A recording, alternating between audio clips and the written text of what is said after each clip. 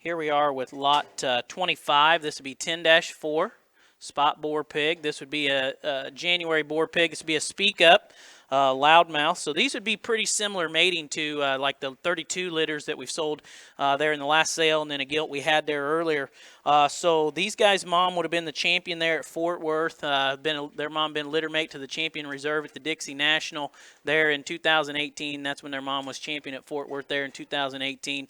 Then Speak Up would have been the $12,500 second top selling spot boar we would have bought last summer with Crossroads Genetics and Malcolm, and then Mullins and Peters. So I think a good kind of a spot boar here to have, one that's really shapely, one that's got a lot of power, got a lot of center dimension, still got a good look about him, which the Speak Up has done a very good job at keeping the look good in these hogs.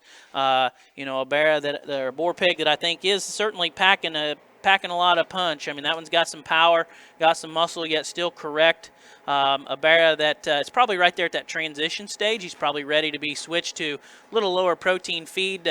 One that I think you do that, and that one will certainly soften right up. And I don't read him as a hard-made, hard-bodied one. I mean, that one's one I think is going to be a good feeding one. Like I say, with that kind of muscle and power, yet still that kind of look.